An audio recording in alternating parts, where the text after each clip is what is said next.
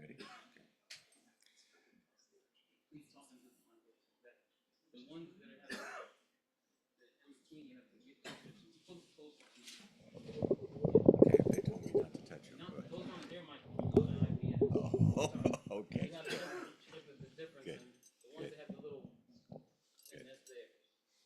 The ones that have the little muffler. Okay. Good afternoon and welcome to the Institute for Policy Studies. My name is James Early. I'm a member of the Board of Trustees of the Institute for Policy Studies. I was just reminding myself I've been on this board now for 30 years.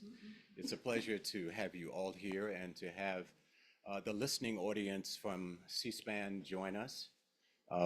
Important information to go around the country.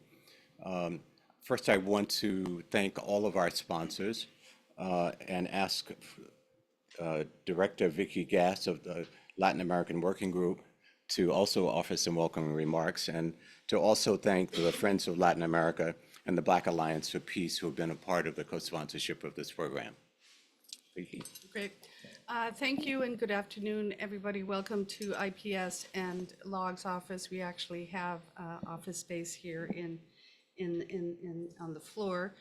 I want to thank everybody here who's online and also everybody in the room to come hear the important words from the Deputy Minister Fernández de Cossío. It's great to have you here, and also thank you to the co-sponsors and IPS for inviting us. I'm not going to talk long, and I'm going to say up front that I might leave due to a family emergency. So my apologies in advance. I think this is an important discussion today, and I can't wait to hear what you have to say about Trump administration and its policy towards Cuba. I think we all know here and online that the US policy towards Cuba is a failed policy, and all indications are that the Trump administration is not going to change that. And I think there are a couple of things that are indications of that. One is on February 12th of this year, Mauricio Claver Caron had an interview with Politico. And in that he said, first of all, that the Trump administration's policy towards Latin America and the Caribbean would be one of non-imperialistic expansionism. Right. We don't know what they were smoking at that time. And if anybody could define that, I'd appreciate it very much. And then the second is today, just before this event, I received an email that Representative Corey Mills has co-sponsored House Resolution 450, which is the Force Act, which would keep Cuba on the SSOT, the state sponsor of terrorism, forever. By law, so they could not be removed. And really, US policy towards Cuba is simply one of collective punishment. It doesn't resolve anything. I think here in this country, people might begin to learn what collective punishment looks like. Perhaps, perhaps not. How we address this with this administration and Congress is still a question mark, but I'm really hoping that the Deputy Minister could shed some light on what we might do. So thank you again for this opportunity, and thank you for being here. Very good. Thank you. It is always difficult for me to come in this room without thinking of the late Sal Landau, who was a major interlocutor across the US public with Cuba since 1959. And in 2009, he and Philip Brenner, Professor Philip Brenner at the International Affairs Program at American University, published an article, The Death of the Monroe Doctrine. Wow. Well, the Monroe Doctrine, it's been 202 years since the imposition of American control or attempted control all of the destinies in this hemisphere has occurred. And we're now seeing a very reckless, crude, chaotic imposition from Panama to Haiti to Venezuela, to Nicaragua, to Brazil, to the US citizenry, not just the immigrant community in the United States. And so that is a context in which it is important for us to have an opportunity to look at and hear about what are the implications of the Trump administration policy towards Cuba, given that in, was it 2014, when President Raul Castro and President Barack Obama brought the United States into the standard affairs of national interactions, where with respect, countries found mutual beneficial relations and found peaceful and respectful ways to debate their differences, not through imperial imposition, as we have seen in the case of Cuba and as we are now seeing intensified. There is a lot of developments going on both inside the United States as well as the United States, directed not only to Latin America and the Caribbean, but also to Europe. Information is flying everywhere. The expulsion of immigrant communities and some people with resident cards is one of the more recent developments I hope that we will hear about from the ambassador. So it is indeed a pleasure, both for the audience here and for the listening audience of C-SPAN, to welcome the Deputy Foreign Minister of the Republic of Cuba, Carlos Fernández de Cossío.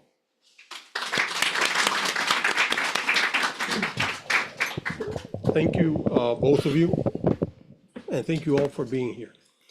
It's a pleasure to be here at IPS and to have the opportunity, again, to share views and to provide some information from our side, from Cuba, on bilateral relationships and on the reality of Cuba today. IPS is an institution that has traditionally believed in the possibility of a better relationship or a constructive relationship between Cuba and the United States, and the need for that to happen. And it has made an effort through sharing information and allowing people to be exposed to Cuba and to the bilateral relationship in order for people to understand. We are firm believers in the notion that if Americans as a whole would have better information, if provided with the facts about the nature of US policy towards Cuba, there would be an overwhelming rejection in this country. And we don't think it is so because of ideological reasons, but because of common sense and ethical sense that one tends to think that prevails in most society and certainly would prevail in the United States. That is why it is so important to use opportunities like this to be able to share views. The reality today is that for the past 8 years, Cuba has been under increased aggression, basically economic aggression from the US consistently. And that did not change under the Biden administration.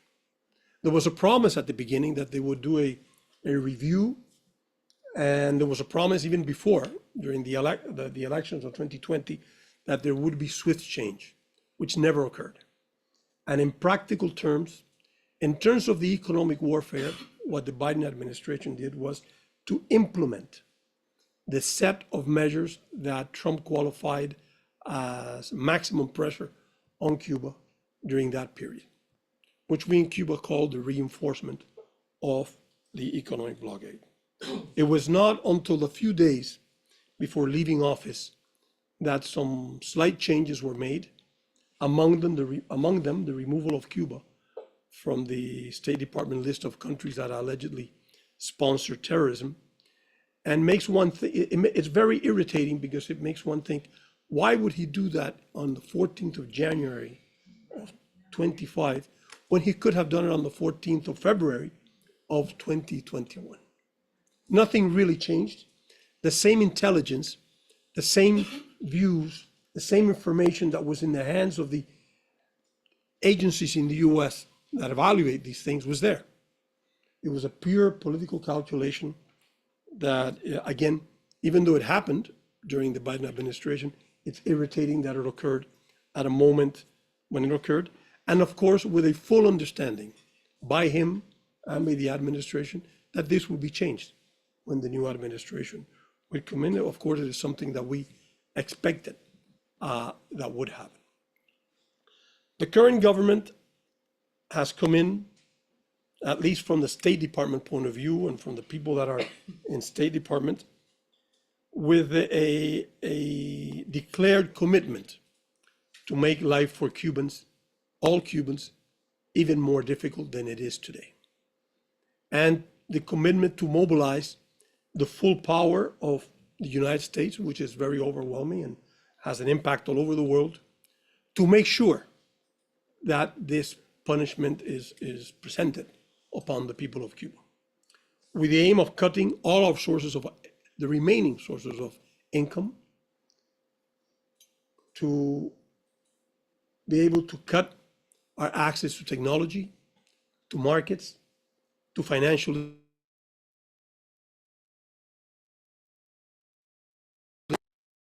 context in the dark ages, to siege Cuba totally, cut any source of the progression of life and well-being and survival of the population of Cuba.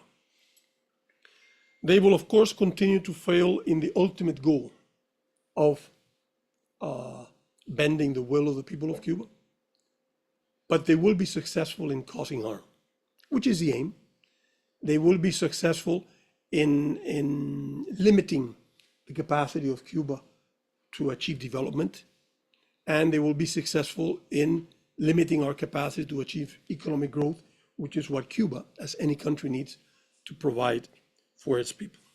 It will be, of course, accompanied as it is by the discourse that Cuba is a failed society, that the system has failed, but they are carrying out a very strong policy for over 67 years, or 66 years, trying to make sure that it fails. Cuba has not had one day of the opportunity to play like any other nation on a level playing field and try to prove or to demonstrate if the path, if the fate, if the system that the people of Cuba have put in for themselves is successful or not. And this is accompanied, of course, with false narratives that are typically repeated in the United States. And unfortunately, it's what is received by most Americans, that there are Chinese military bases in Cuba. Cuba is not a large country. You can drive from one end of the island to the other within 12 to 13 hours. It's not a country with deserts or snow or something that makes it impossible for people to look. And nobody has been able to pinpoint where those alleged Chinese and there's military bases are. And there's an embassy, a big embassy of the US in Havana. There are over 100 diplomatic foreign missions in Havana. There are foreign journalists in Havana, and none has been able, and this is a story that's been going on already for a year and a half, none has been able to identify where those Chinese bases are, if they are there. And you can't logically have Chinese military base if there are no Chinese soldiers. And we don't look Asian in Cuba. And nobody has been able to find a soldier, a platoon, a battalion, or a company, or anything of Chinese origin. As we've said many times, you can't even find a good Chinese restaurant in Cuba. And yet it's alleged that it's repeated. The Wall Street Journal would every 2 or 3 months carry a story and put that the evidence is there. Nobody's seen it. And the current Secretary of State repeats it constantly. And nobody challenges that. It's repeated. As when they were repeating the story about the acoustic attacks, that science has demonstrated that it's impossible. Or when they repeated the idea that there were 20,000, then they went to 30. At one point, they spoke about 40,000 Cuban soldiers in Venezuela. Nobody ever saw a platoon, a battalion, but it was repeated. And it became common, accepted truth because there was no challenge for it, and the main media simply repeated it. out of ignorance, or perhaps they're out of complicity, but that's what occurred. And that's how this is all presented. There's a new narrative that Cuba is a threat to humanity. How anyone that looks at a map would understand that and sees the size of Cuba, that we cannot be a threat to humanity, yet it is repeated constantly. Plus others that continue to exist and will exist, which includes, of course, the allegation that Cuba sponsors terrorism with no basis whatsoever. On January 14th, when the former president removed Cuba from the list, it was said that the agencies in charge of this in the United States came to the conclusion that Cuba doesn't sponsor terrorism. Of course, they already had that conclusion, but he said so. But we were put back in the list without any excuse. It was just put back in the list because I'm going to do it. And we have the opportunity to punish these people. Let's continue doing it. And I suspect most people understand the impact of being in that list, which is not simple slander. By law, a country that's in that list automatically triggers, or the law automatically triggers a set of coercive measures against that country, which has huge limitations for financial relations anywhere in the world. And in the case of Cuba, as in most countries, has a limitation for an industry so important for Cuba as tourism. Because it threatens citizens from third countries, Europeans, for example, that if they travel to Cuba, the US government, at the other side of the Atlantic, threatens citizens of Europe, regardless of what their governments feel, that if they travel to Cuba, they will be punished by losing their possibility of traveling to the US, or making it more difficult because they would need to request a visa. And some have already been notified that that visa would be lost. A few days ago, the government of the US announced that the countries, that Cuban officials involved in Cuban medical services around the world would be punished with the refusal of visas. But the audacity of this is that they go as far as threatening the governments of countries that have Cuban medical presence there. We're talking of around 70 countries, most of them in Africa, many of them in the Caribbean, in Central America, that will be punished by the US if they continue to have a medical brigade, which on almost all cases have professionals working in the most depressed and unprivileged areas of those countries. So you would deprive those communities, perhaps of the only healthcare service that they've ever received because of a decision of the US government, and deprive the opportunity of those governments to provide for their people with quality healthcare that they arrange through a totally legitimate reciprocal or bilateral agreement with the government of Cuba. This is done with pretext that Cuba is carrying out slavery and trafficking in persons, all of which can be easily argued if one just look at what slavery means, what trafficking in person means, and the nature of the arrangements that Cuba has with official bilateral agreements with every country. That's a reality that in which we're living today. If we follow the statements coming out of the US government and the politicians now in place, there's no indication that the situation will improve. These people have been able to take a very narrow interest, and put it in the center of US foreign policy to mobilize the full weight of the United States, a superpower, against a small nation in the Caribbean, with impact in the standard of living of the population, in the capacity of the economy to provide for its people, and naturally, as many have witnessed, provoking what is normally provoked when you depress the living conditions of any community, which is migration. People would, at least a segment of the population, would want to move from where they are. That happens in cities in the United States. It happens in cities in every country. for those are of Irish origin, know what happened with the famine of 1845. People ended up in the United States because when you depress the living conditions of a population, migration inevitably is a natural outcome.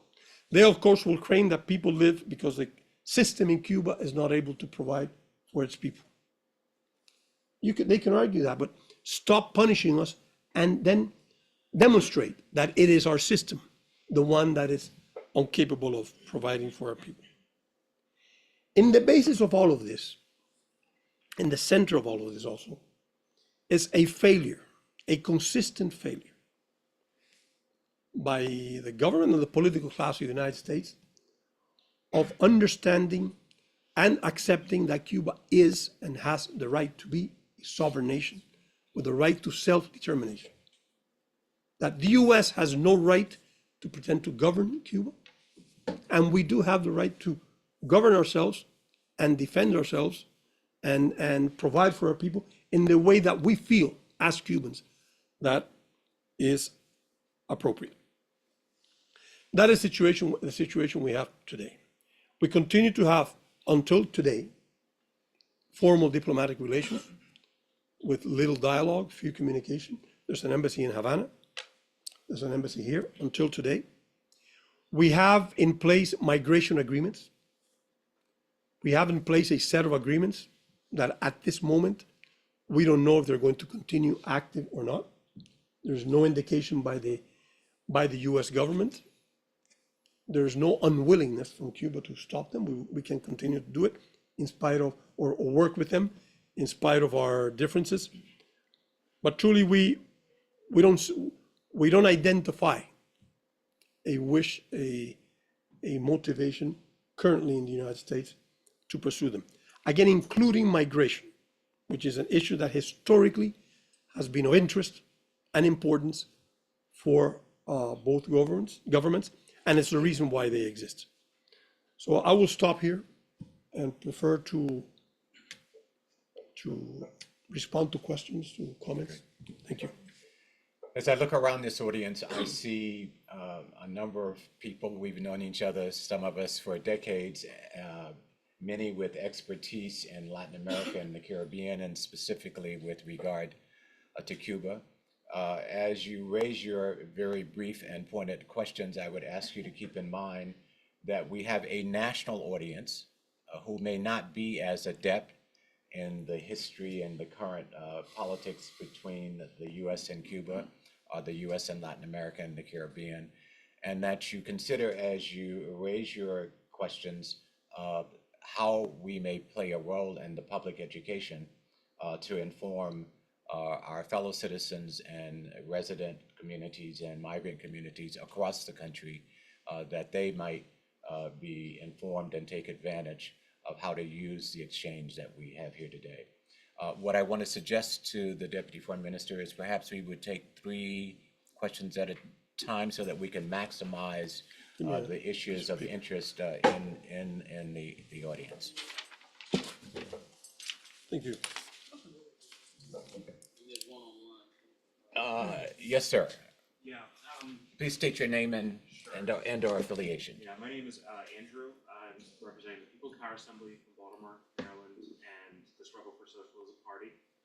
Something what your analysis is with the actions Trump is taking, it's kind of curious to me that there isn't more of a split in the ruling class amongst the corporate powers, and the Democratic Party has seemed to sort of just hold their hands out with no answers, no real fight back. So I'm wondering, if your sense is that there's any growing split amongst, even in the Trump administration, but the Trump administration versus the rest of the ruling class. Something for us to explore. Thank you. Yes, ma'am. Lady right here, you raise Oh, your me? hand. Yes. Oh, you want me to stand up? Oh, yes. Okay. My name is Lily Bernard, Lilibernard, born in Santiago de Cuba, visual artist, actor from Los Angeles. Take your time. This is my friend Catherine Murphy, who's a very important documentary filmmaker, who's done excellent movies on Cuba. I was telling David Ramirez that I was born in Santiago de Cuba, and my parents took me out when I was 2. And so I looked at Cuba from their lens. And in going back multiple times, I learned the truth about the wonderful things that Cuba can offer the world, like their literacy program, education. I mean, they're so highly educated. So I'm a co-founder, along with Alberto Liscay, a great Cuban artist, of a project called Art Roots Mambi. And it's a family-run Art Roots Mambi. The Mambistas were the insurgent Cuban soldiers that fought against Cuba's wars of independence. I'm a granddaughter of one, and Alberto Liscay, a very famous Cuban painter, is a grandson of one. Together, we have a project, humanitarian aid, cultural exchange program between artists in Los Angeles, California, and Santiago de Cuba. We've gone already for 3 years, and it's a wonderful project. But what I want to ask you is, from a very interpersonal relationship, that America does make it very difficult for us to run our project. And how can you help support us in making our project manifest? For example, very briefly, what is that called? I tried to do a GoFundMe page, and GoFundMe blocked the page. And I had to talk with their lawyers and I couldn't have a GoFundMe page. My brother, through Bank of America, sent me $700 for my plane ticket. They didn't allow to go in because he said, Bon voyage a Cuba. This year he made a donation and they wouldn't block it. So there are all these, America is making it very difficult for us to run the project. How can you, Cuba, help us to run the project? We'll take one more in this round. Thank you, Deputy Foreign Minister Lee Schleicher with Georgetown University and Quincy Institute for Responsible Statecraft. 2 quick questions. Yesterday, there was a report of 104 deportees from the United States to Cuba, and a mention from the Cuban Foreign Ministry of a previous return flight on January 23rd. Can you state Cuba's position regarding these repatriation flights and if there's others that are planned? And regarding the visa restrictions for Cuban government officials and foreign government officials, are there any reports or evidence of which countries, aside from Venezuela, which was mentioned in the State Department press release, whose officials have been notified that their visas have been revoked? Thank you. So in the spirit of inclusion, I'm going to break my rule and take at least one comment from online now and turn it over to you, and then we will come back and make sure that we get the online commentary in with your commentary. Okay, I'll read. It's 2 of them. Just read one for now, or? Yes. Okay. John McAuliffe says Trump has flipped U.S. policy on Ukraine and appears to be doing the same on Venezuela. Do you think that could happen in Cuba, as Jeff Sachs speculated yesterday? The Miami right wing is very worried about that possibility. Sorry. All right, thank you. I'm not sure, and we don't have the capacity to gauge if there is a split in the ruling class, as you asked. We do know by experience and by years of having engaged with members of Congress of both Republicans and Democrats, of officials in the US government, both before they're in the government, during the time they're in the government, and after they left the government, that there are many people that have always believed, or that with time have come to believe what was said at the beginning here, that Cuba and the United States, in spite of differences that exist and would continue to exist, should have a better relationship, that Cuba is no threat whatsoever, nor does it have the interest of being an enemy or an adversary or a threat to the United States, nor has the capacity to be, and that it is possible. It's not only wished, but it is possible for the 2 countries to have the kind of relationship that Cuba has with the rest of the world. The exception is the United States.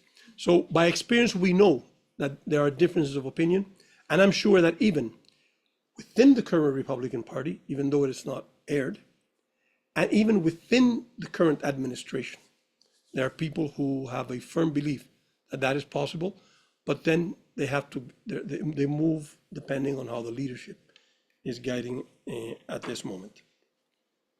How to support what you're doing? We're very limited within the United States. We can support it a lot inside Cuba. It is true that if you make any transaction, not only in the US, from anywhere in the world, and you mention Cuba or Cuban, there's a high possibility that it will be frozen. That's the long arm of the US punishing Cuba, not as a bilateral one direction embargo, but as an extraterritorial blockade that is trying to choke the Cuban economy as well. But within Cuba, we can do a lot. And depending on the type of project, the type of plan, we can many times become very creative in trying to support what you do. Or any project that tries to engage with our people, including those of Cuban origin, which is much easier with Cubans or descendants of Cubans anywhere around the world, more difficult in the US, where paradoxically is the greatest number of people which are born in Cuba or descendants of Cubans and identify themselves as Cubans. Regarding the deportees, Cuba and the US have bilateral migration agreements that go back to 1984. There are several of them. And based on those agreements, it includes the deportation of Cubans that make illegal entry in the United States. It was conceived in 2017, basically. It existed before that, but after 2017, by the official commitment of the US government to stop what they call the wet foot, dry foot policy. In the past years, there have been regular monthly flights from the US to Cuba based on what's provided in this agreement and the way that both countries arranged based on mutual interest and the identification by mutually conceived goals for those deportations to take place. These agreements, all of them, are aimed to ensure the mutual commitment of having regular, orderly, and secure migration between the two countries, knowing that migration is a phenomenon. We had one flight already on the 23rd of January of this year, in other words, within this administration, and there was one yesterday. We know that it appeared in some news as something exceptional. It is a regular thing. It happens between our two countries. As it is also regular for the US to return irregular migrants through the sea, and thousands have been returned during the year. So it is no surprise because we have agreements that commit Cuba and commit the United States to these type of deportations. Now, there's an additional issue to this because there's a threat of massively deporting Cubans that don't have a regular admittance or a regular status in the United States. Now, most of the people aware about the migration and the relationship between Cuba and the United States know that there has been a very strong push factor that motivates Cubans to leave their country of origin, because the US policy, as I said at the beginning, is aimed at depressing their standard of living and their sources of living in Cuba. And the natural outcome is for these people to migrate out of Cuba. And it is natural for them to come to the US, first because there are many Cubans here already, and secondly because there has been a decades-old policy of privileging Cubans above citizens of any other country in the world, that if they reach the border of the United States, if they enter the country, they will be accepted. Now, this policy was not invented by the Cuban government, of course, nor by these Cubans. They feel that they have been invited to the US for decades. Cubans are born with a flag, with a hymn, with a coat of arms, and they believe that if they try to migrate to the United States, they will eventually get there and be accepted. And the ones that are here are the result of those policies. So it is quite cruel to now tell these people that have come to the US, pushed by the US policies and invited by US policies, pushed from Cuba and invited into the US by US policies, that after they've made a family here, they have jobs, they've made their living, they've sold their home, they sold their vehicle if they had it in Cuba, or they sold their farm if they had it, that they now will be massively returned back. Sometimes, if they made a family with people that already lived here, or with Americans, breaking their family, separating families, which is the logic of doing that when these people did not they did not have to tear down a wall to enter the United States. They were invited by the US. So that's an issue that needs to be taken into account when we do this. And we've said this officially to the US government, not now, we said it in migration.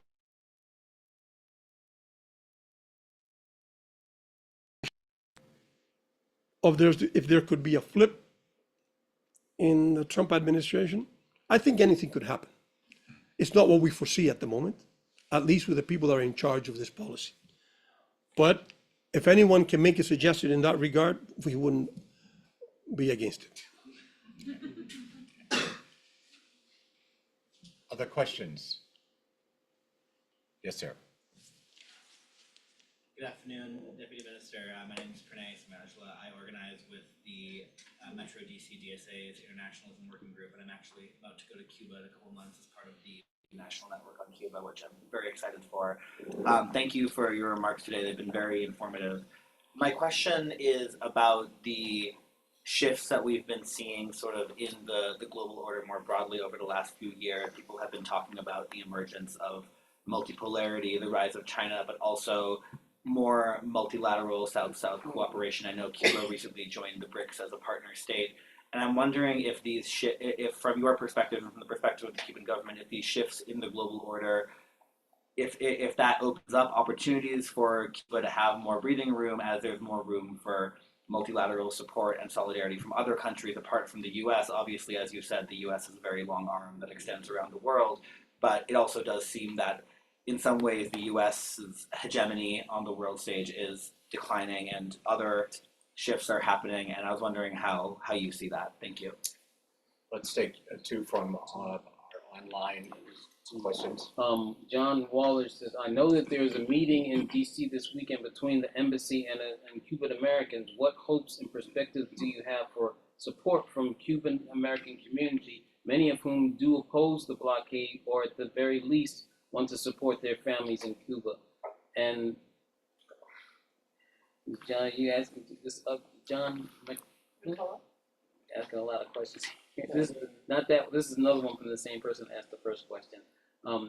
Why doesn't Cuba go to the International Criminal Court or Security Council to challenge the unequal treaty of 1903 and 1934 that gave the U.S. access for only a coaling of naval station? Legally, shouldn't you be able to block its use as a migration detention center prison? I'll take one more from the Institute audience. Yes. Leonardo Flores from the Alliance for Cuban Studies. Could you talk a little bit about USAID's role in Cuba? All right. We, of course, reject the notion of a world depending on one sole superpower that is the only pole of power in the world. And we do believe in a multilateral world. We believe the notion inscribed in UN Charter of equal sovereignty of all states. I myself don't like, and I know most of us in Cuba don't like, the notion of multipolar, because multipolar could be resembling the old colonial distribution of regions of influence and so on. So truly in Cuba, we prefer more multilateralism than multipolar. But we don't, of course, fight with those that like the term multipolar. For us, South-South cooperation, which is not new, is something that began to be defined and gain strength at the end of the 1960s. And when the new international economic order was approved in the UN, it was put as one of the main features, not as a substitution of the cooperation that should exist from the north to the south as a colonial debt, but as a way of strengthening the resilience and the capacity of developing countries. That is when we provide medical care. That is what we do when we provide teachers, when we provide scientists to many developing countries. And the record of Cuba is very, very long, I would say unequal, unmatched, unparalleled, that's a correct word, in the way we've been doing it. We believe that the emergence of BRICS is an important and relevant international event. We still have to see how far it goes. Cuba was accepted as an associate last year, and we'll begin to participate in their regular meetings. And we hope that we can benefit from our relationship with this new grouping, as we always hope that we can benefit in the relationship with any grouping around the world. The nature of BRICS is that it seems that is a new group of countries that has the capacity to be more independent than in the past from the traditional colonial or former colonial or imperialist powers. That's what it seems. And that gives a different opportunity for a country like ours that is very keen on defending its independence and striving for a more just world. We are believers that the current world order is unfair and is unsustainable, and it's a threat to peace and security, and that it needs to be transformed if humankind pretends to survive in the next 100 years at least.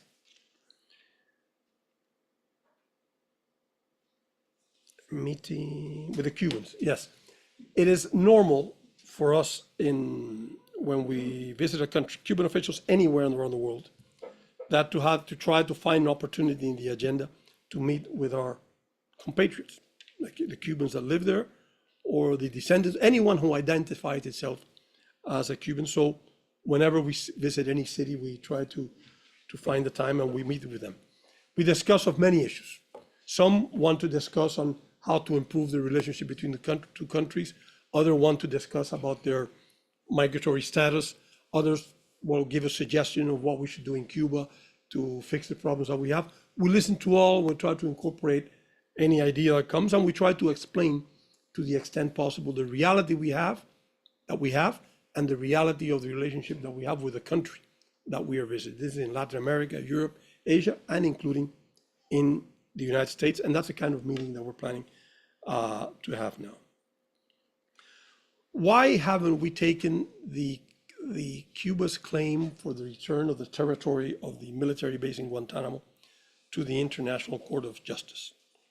The first question is, let's think that the court will come with a decision that Cuba is right and the US should remove that base and return the territory to Cuba.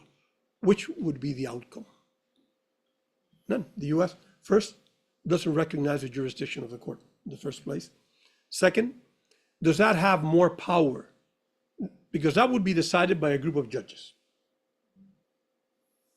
In the best of cases, unanimously. But does that have more power than the vote of 187 member states of governments representing their people in the UN, consistently year after year, demanding the US to lift the economic blockade, and yet the United States doesn't pay any attention? So what would be the point of doing this? There's one reason that I'm mentioning. And secondly, we don't see this as a legal issue. This is a political issue. We simply believe that it's not acceptable for any government to impose a military base in the territory of another country against the will of that country. It is clear that it's not the will of the Cuban people. Why do we need to go to a court in Europe to ask a few judges what they believe when this is such a simple question? It's a political question.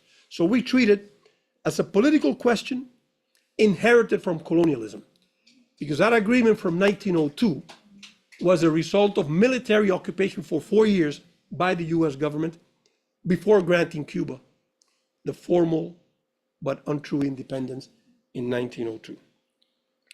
The relationship of US aid with Cuba, we can identify it in two ways.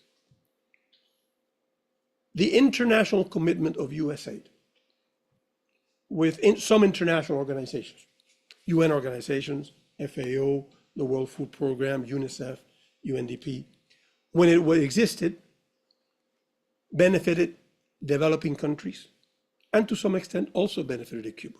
So we cannot say that when we received aid from UNICEF or from the World Food Program, there are no historic US resources there.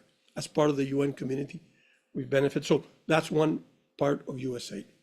But it is also known that the US government has channeled through US aid the financing of organization whose reason of existing is to destroy the Cuban government, overthrow the Cuban government, fabricate dissent, fabricate opposition. And a lot of that money, we also know that even though it was destined for people and organizations in Cuba, never even left the territory of the United States and has been the source of fortunes of many people in this country. That is what we know about the involvement of US aid with Cuba.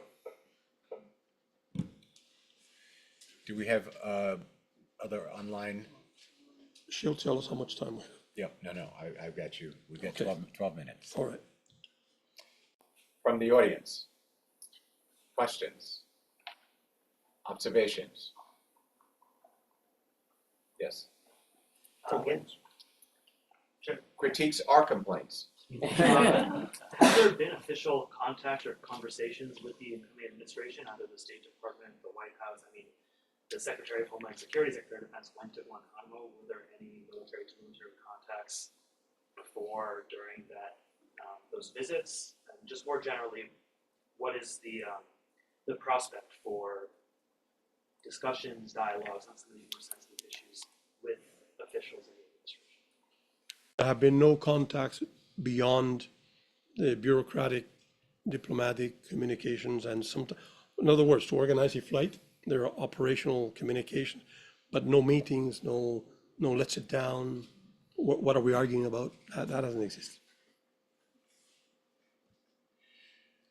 I've been traveling to Cuba for almost 50 years.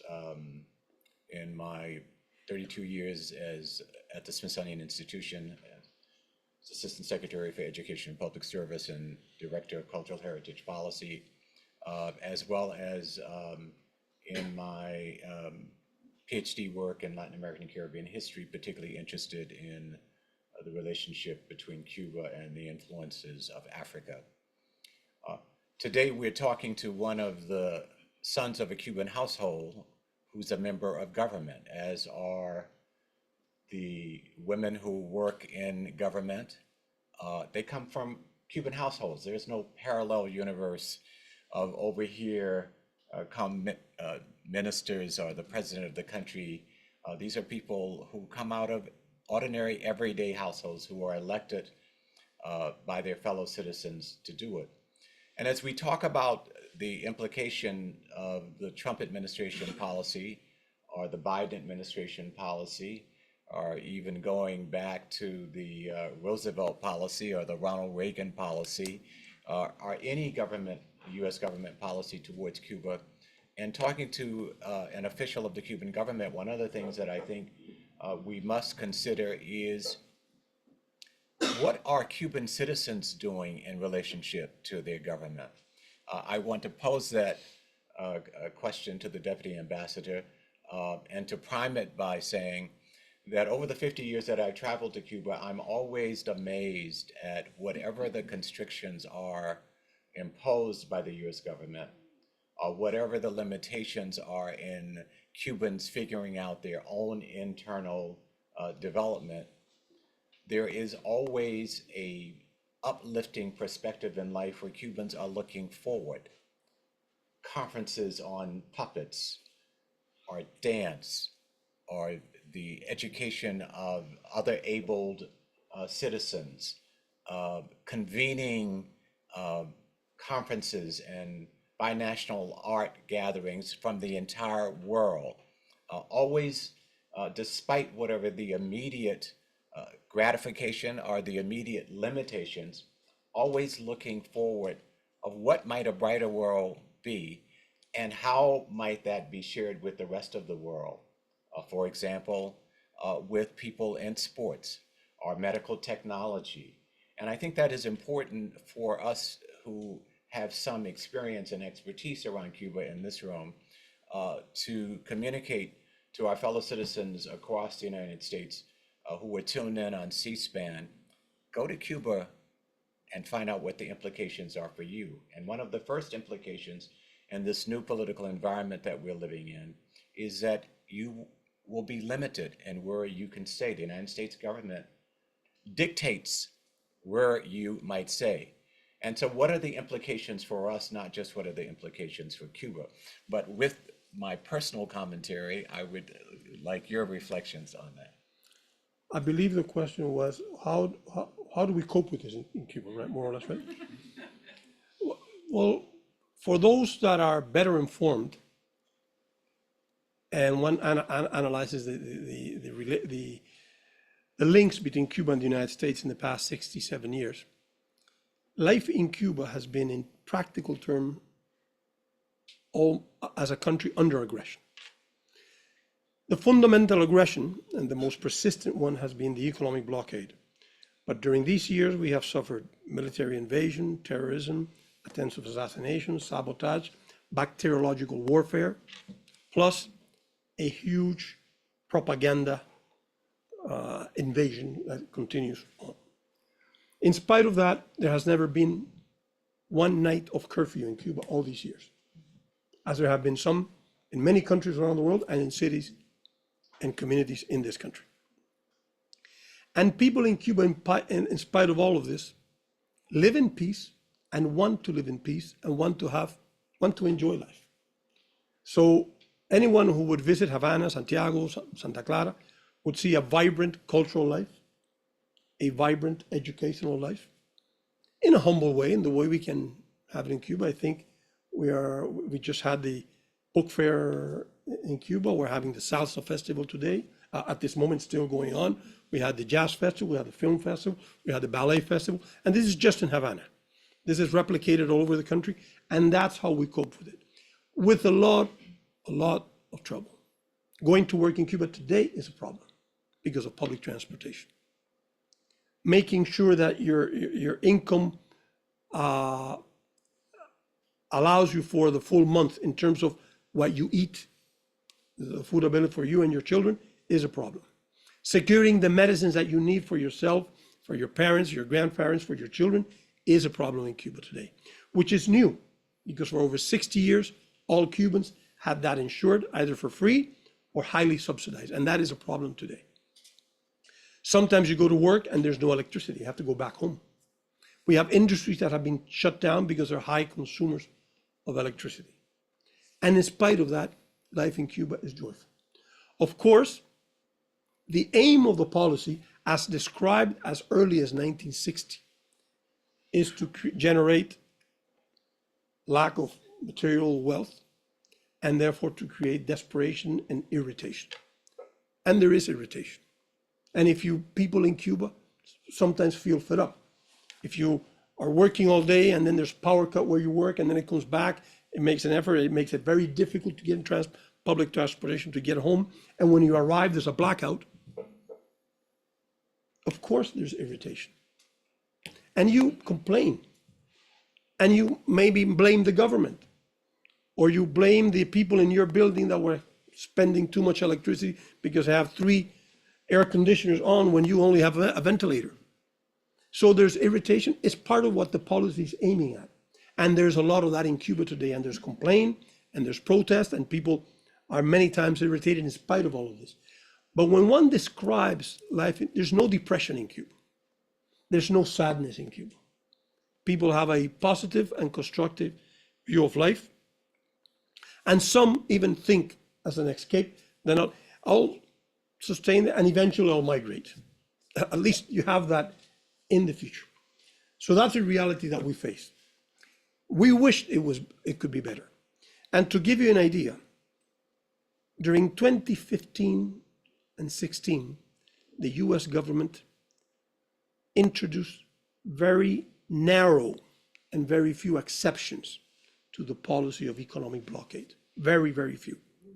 And with those little steps, you could see a change in reality, both in the growth of the economy in life in the city and the possibilities, even of foreigners traveling to Cuba and trying to rediscover Cuba, which is a symbol not of how much the government of Obama did, but of how much he could have done. Because with a simple introduction of this, it shows how overwhelming this policy is against the Cuban economy. Let me take, There's one here. we're almost out of time. One from online. It was me. I got it. Okay. Okay, I'm going to ask you to hold. Yes. My name is Cheryl Ladash, and I'm one of the co-chairs of the National Network on Cuba. If what you heard here today has moved you, there is a lot that we can do. Like the Deputy Foreign Minister said at the beginning, and as he said yesterday as well, the power rests with the people of the United States to oppose this genocidal policy. This is the 65th anniversary of the Mallory Rubottom memo that laid out as inconspicuously as possible that hardship should be imposed on the people of Cuba. For 65 years, they've carried it out. They wrote books, 500-page books saying what they're going to do to Cuba. And what they want is for Cuba to deny the rights of the people, to deny the right to health care, to deny the right to have a home over their head, to not be in the street, the right to education, and the right to self-determination. We have the power, the people in the United States. 117 resolutions have been passed in cities all across, in Baltimore, in Washington, in New York City, in Chicago, by labor unions and labor councils. We have the power, but we have to be organized. We encourage you to join with the National Network on Cuba, the solidarity organizations in your town, to go to the conference in New York, March 15th and 16th. Be part of the solution. The solution that Cuba affords is also a solution for us. Thank you very much. Take one more. Yes. The question I was going to raise is on what is the role in this moment of citizen diplomacy from the U.S. An important point on which I will make some commentary in closing, but I would be remiss, and I have been remiss in not acknowledging Ambassador Linares Torres, who is with us today.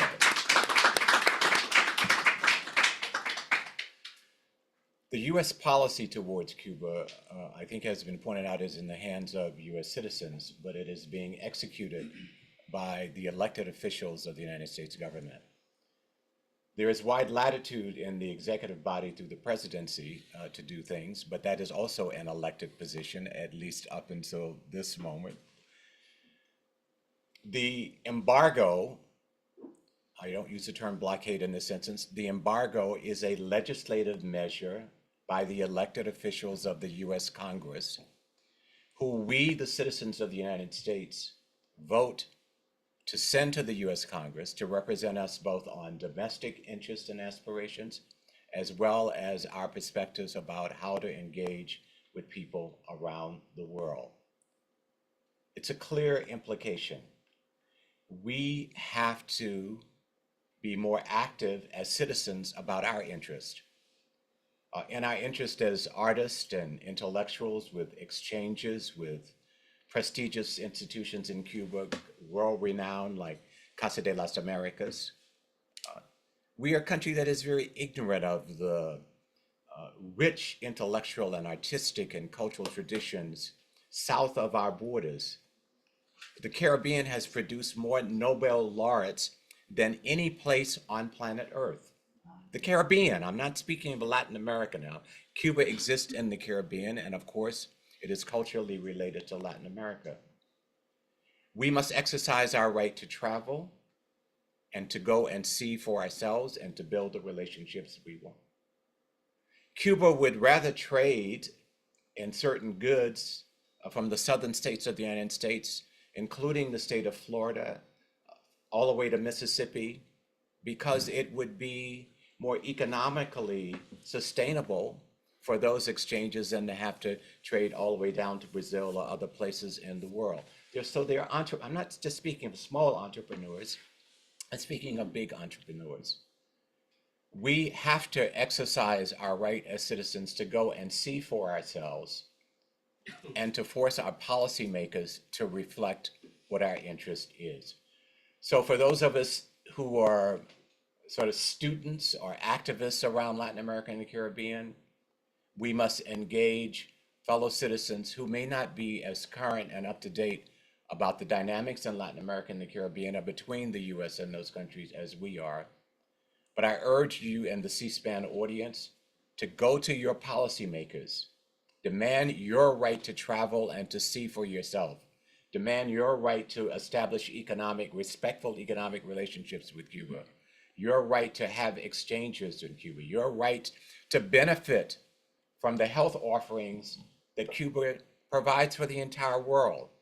During the crisis of COVID, the Cubans, despite the imposition, the constraints on them, produced 5 usable anti-COVID vaccines, used not only in developing countries, but in places like Italy.